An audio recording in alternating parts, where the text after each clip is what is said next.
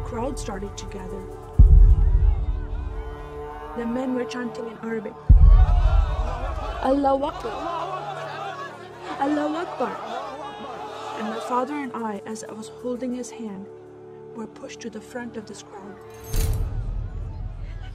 In the center of this crowd was an Arabic woman, dressed just like this, and she was tied up and she was sitting on a box.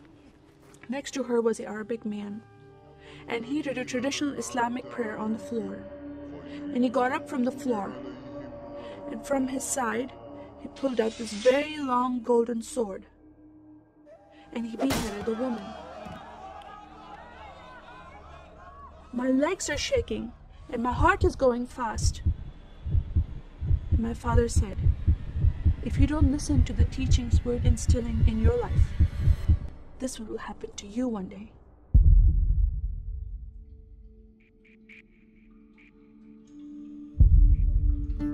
I was born and raised in a small country by the name of Kuwait, a community of 98% Muslim population. 2 of my uncles are imams, and 1 is president of a mosque, where I would hear the call to prayer 5 times a day. As a Muslim, the word Yehudi, which means Jew, was instilled in me as a bad word, as a cuss word. The Yehudis should not exist. They should be killed, and I never thought to question why would I hate them. I never met Jewish people in my life. They never did anything to harm my family. I just hated them. Just the word brought hatred in my heart. It's very important to learn the Quran and the Hadith and even memorize it in Arabic. I even entered a competition where you recite a long chapter in front of Islamic leaders and teachers.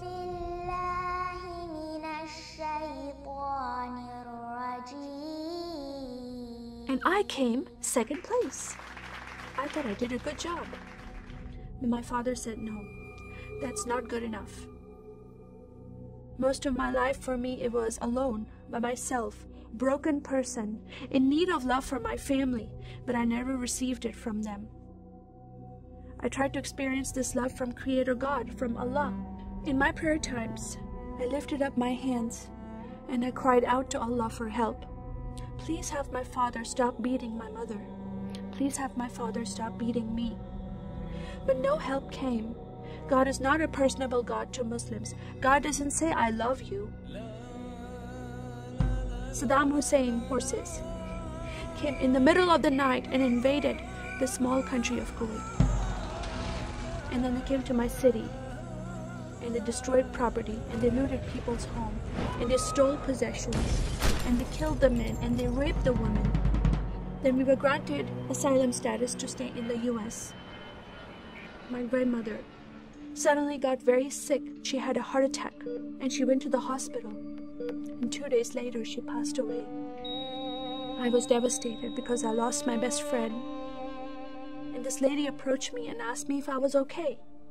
And I said, "No, Paula, my grandmother died." And I just started to cry again. At that moment, I was hurting so much, only crying helped. And Paula came to me and put her arms around me and she gave me a hug. And then she asked me a question. "Would you like to go to church with me?" When I walked into this church, I experienced love from these people and acceptance from these people like I've never before. Fellowshipping together. They were men and women together. They didn't have to be separate. No one was judging each other. And they knew I was Muslim. They were so friendly to me themselves, accepting of me and loving of me. And that was really surprising to me. And for the first time in my life, I heard a message from the Bible. He started reading the message about Yeshua. When he walked into the synagogue, he was given a scroll from Prophet Isaiah, and he opened the scroll and he started reading that scripture. That the Spirit of the Sovereign Lord is upon me, because he has anointed me to preach the gospel to the poor. He has sent me to heal the broken heart and to proclaim liberty to the captive and freedom of sight to those who are bound, to proclaim the year of the Lord's favor. First time I heard these words of freedom and healing and liberty. I'm desperate to be freed from bondage. I was held captive in Islam and I wanted to be freed from that. I was blinded with so much hatred in my heart. The darkness broke from my eyes.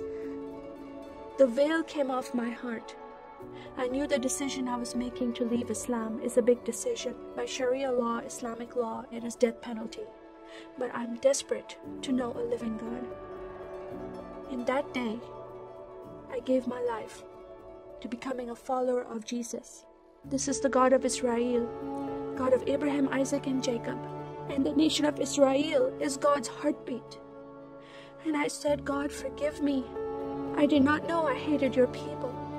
I love the Jewish people because it's their God, their Messiah that I'm following. And he told me to love them. I never knew what happened to the 6 million Jews that died. I never heard that in Kuwait in history. Now that I met Holocaust survivors, I know their story, and I shared my story with them. Your God, your Messiah, changed my heart, giving his life for me, so I can have life everlasting. He rescued me, he saved me, he came and brought joy in my life again, and I'm a blessed woman.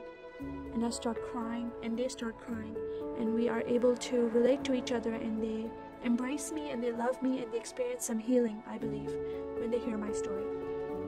That is a privilege to have that in my life. I am one for Israel.